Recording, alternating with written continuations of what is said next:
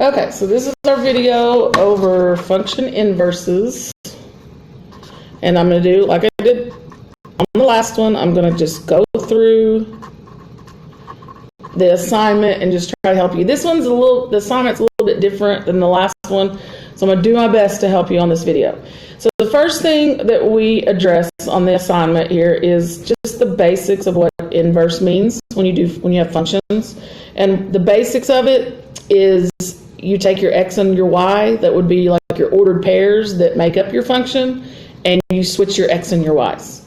So this first one that they do, and remember, I'm not doing the exact problems, I'm just doing samples. So if I have this set of ordered pairs for my f of x function, and I want the inverse, and they're making you call it g of x, but you can give it a whole new name like they did for, like they're naming it g. You can also put this little -1 on it, and that makes it the inverse. So if I want the inverse of that set of ordered pairs, it's very simple. All you do is switch your x and y. So this x, y was 1, 2. The inverse is 2, 1. This one's 3, 4. This one's 4, 3. This one's 5, 6. This one's 6, 5. And that's all. That is just the basics. I know they're not all going to be this simple, but that's basically what finding the inverse is. So that's the first one you see there. Then they go through this next one. It says choose a true statement. So one thing I want to talk about, I'm not going to answer that, but I'm just going to tell you some things that will help you. This f of x, this original, is what we call a 1-to-1 function, because there's 1 x to every 1 y. So you have a 1 to 2, 3 to 4, nothing repeats. And if you remember, when you're determining if a relation is a function, remember that your x's can repeat. You can't have, like this ordered pair is 1 to 2. You couldn't have another ordered pair that say it's 1 to 4. You can't have 2 1s in the x's. That's not a function. So this is what we call a 1-to-1. Therefore, your inverse, if your original is a 1-to-1, your inverse is always going to be a 1-to-1. Okay? All right, so moving on. Now I'm going to give you some tables. So this one is my original, and in this example, they actually color the inverse. Like when you do it on the assignment, they give the inverse an orange color. I'm going to give my inverse a box. That's my inverse. So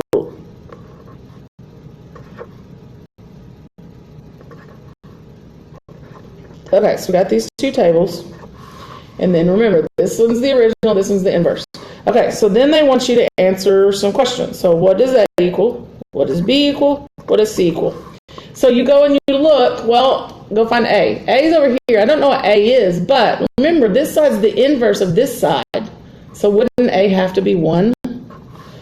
B here. Remember, this is the original, this is the inverse. So wouldn't B have to be the 2? And then C, this is the original, this is the inverse, so wouldn't C have to be the 5? Okay, pretty simple. Okay, next one. This is one I'm not gonna, this is what they give you a function that's been solved by Talib, and I want you to answer what he did wrong, or if he did anything wrong, or what he did wrong. Okay, so I'm not gonna address that one. What I'm gonna do is do one for myself, and then you can compare like how I did mine, how he did his, and figure it all out. So when we have a function and we want the inverse of it, we go back to remember this was function notation. We take that off and we put our y back in. And remember, in a nutshell, the inverse of function is switching your x and y. So you're going to do the same thing in your table or in your equation. You're going to reverse your x and your y. You're going to switch them. They change places. Okay, so once you have them change, they've switched places. Now you resolve the equation for the y, and then that will give you the inverse of your original function. So this is going to be x minus y. So you can, either one or two ways you can do this. You can divide 2 by all of it, and it looks like this. You can give 2 to each term, and it will look like this. You can even go further and make this one say, I'm going to bring the 1 out that's understood there, and I'm going to have 1/2 x, and I'm even going to make this a mixed number. So that would go 2 and 1/2. So that could look 3 different ways. They're all correct, but it could look 3 different ways. And then remember, when you're done, you go back to your function notation, and now that it's the inverse, and I'm just going to use the first one because I'm going to rewrite all those. You rewrite it with a little -1 in there, and that shows that that's the inverse of the original one. So now you're going to take this, what I just worked, and you're going to figure out if Talib did anything wrong, and if he did, what did he do wrong? And it also, that takes you into question 4 also. So just remember how I worked it out, and then look at what he did, and determine the answers. Okay, so the next thing we're going to talk about is when we graph a function, and then we graph its inverse. So it's number 5. What they've done is they've given you on the graph. They've given you 2 things. One is in green, one is in orange. So I'm gonna do a basic line. They've given you some fancy squiggly lines and things, but I'm gonna do just a line. Make it easy.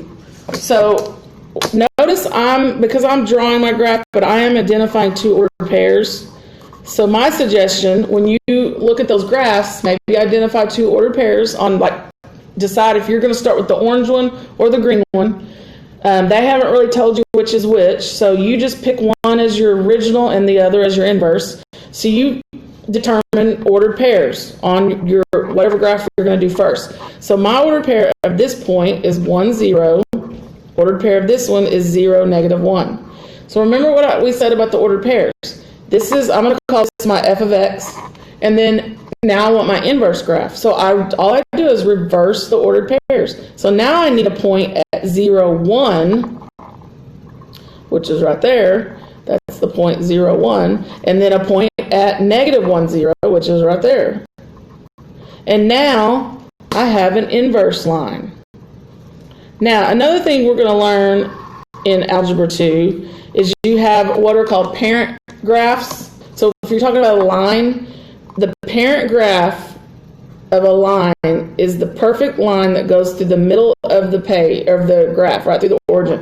That is the equation y equals x. Okay? When we do an inverse graph, y equals x is like a line of symmetry, and they reflect. If you remember reflections, this is our inverse. Okay? So they reflect across the y equals x line. So that's something to remember. Okay? But this is, if I did this basic line, and I did these 2 points, these would be the inverse points, and that would be the inverse. So what you're going to do is, they've given you 4 graphs here, and they've given you an orange and a green on each, and you're going to determine, are they inverses of each other? And all you're going to do is maybe identify, maybe one ordered pair. One ordered pair might work. But you're going to see are they the inverse ordered pairs of each other for the 2 graphs, and if they are, then they're inverses of each other, and then you'll select whichever ones are the inverse graphs. All right, so that's number 5. Go to number 6. Number 6 is a little bit hard for me to do. I'm just going to kind of talk about things. I've kind of already talked about some of it. So this is going to be where you're going to have to take what you've heard me say, and maybe what you already know, and you're going to answer these questions. But I am going to remind you about when we determine if a line is a function. I'm going to remind you, when we determine if a graph is a function, I should say, we do what's called the vertical line test. So remember, that is if I say I'm going to do like some squiggly thing. So say that's my graph. If I did a vertical line test, and you can just use your y-axis. See how this graph crosses my y-axis 3 times? This is not a function. So let's go back up to these lines that I drew. These lines are diagonal lines. They only would cross, like this diagonal line only crossed the y-axis once. This, my parent graph, which is my dashed one, it only crossed once. This one, all 3 of these lines would be functions because they pass the vertical line combined test. This S thing does not. Okay? So that's something to remember. Composition of a function. So remember, we did composition in the last video.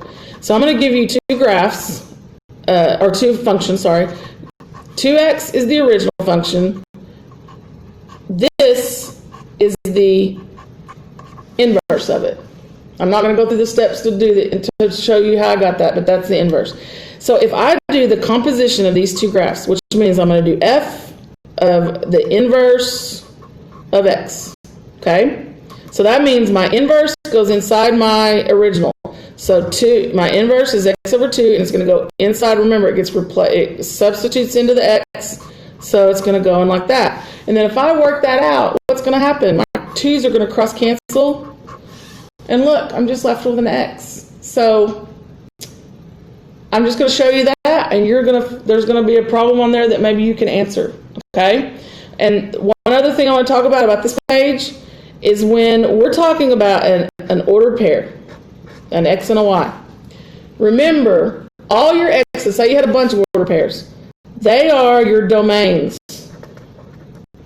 Your y's are your range.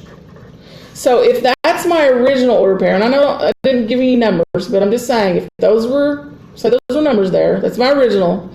If I'm going to do my inverse, what happens to my domain and range? Because remember, you switch your x and your y when you do your inverse. So what do you think would happen with your domain and range? So that's another one that I'm not going to go any further. I'm going to let you answer it. That's on page 6. Okay, so 7. 7 just goes more into more functions that we need to do the inverse of. So let's look at, let me write one down. I'm just going to, like I said, I'm not giving you what you're going to have. I'm just giving you samples. So here's one that we could work. So remember, when you need to do the inverse, you replace your function notation with its y. You go back to the y, and then that's so that now we can switch. X now goes where the y is, y goes where the x is, and then now you resolve it for y. So we would subtract 6. So now we've got x minus 6 equals 2y. And then this is like the one we did earlier. You can either divide by the whole thing, and I'm going to divide by the whole x minus 6. So I'm going to have x minus 6 over 2. It can either look like that. It can be like this, because that would divide to 3. It can look like, you can pull out the 1/2. And then, but remember, when you finish, you have your function. It's either gonna give you a new letter for the function, the inverse, or you're gonna put the little -1. And I'm gonna write this. I'm gonna write the last one. And there's your inverse of that function. So now we're gonna do one, because we need to talk about if you have a fraction to begin with, just so you know what to do. So this one is gonna be g of x equals x minus 2 over 5. So we're going to put y back in, replace your x and your y with each other. So the reason I did this one, or they have you do this one, because you need to know that if I have a fraction and I need it off the bottom, you just cross multiply 5x, y minus 2, and now you add the 2 to the other side, and now you've got it solved back for y. And that's the inverse of the g. So, or they might name it, something else, but if they don't, g of -1 of x is 5x plus 2. That's your finished inverse function. Okay, so then number 8. So number 8, this is another graph, so I'm not going to do this one because we've already talked about graphs, but remember graphs. Maybe locate some ordered pairs. Let's go back to my line that I drew. The other thing to remember about graphs is, remember, they are reflections of the parent graph, y equals x. So that helps. It's got to go through the middle. It's got to reflect across the origin. Okay? So, but remember, if you're going to do the inverse, you pick some ordered pairs, Inverse the ordered pairs, switch the x and y's, and then do your new ordered pairs, which is your inverse graph. That was number 8. Number 9 is just a question about number 8. So I'm gonna let you, we've talked about a lot of this now. I'm gonna let you kind of figure that out. Number 9, it's a table, this is more of a real world, but this is another one where you just got to remember that you're kind of switching your x and your y's. That's what you always kind of remember to do the inverse. So it's kind of the same thing on this table. It's got Bill, Ted, Rufus, and Socrates, and then it's days of the week, and then hours that they work. Days of the week is your original, that's your original function. The hours they work is like the inverse. So if that helps you figure that out. So if I need the inverse of the hours that they work, then the answer might be a day of the week. So you got to kind of figure out using the graph what day of the week. If I need to know how many hours, if it's a regular function, I need to know how many hours they work for a day of the week, then it's the other way.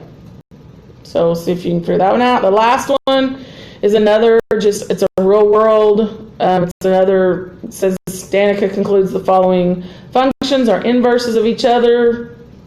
And then that's also a composite because she's got f of g of x. So she's got g of x inside of f.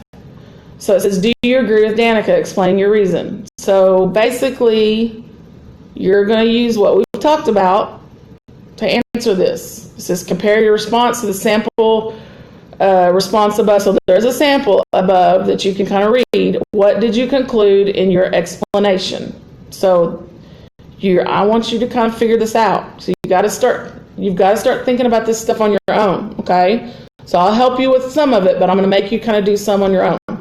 All right, so I hope this one helped on function inverses.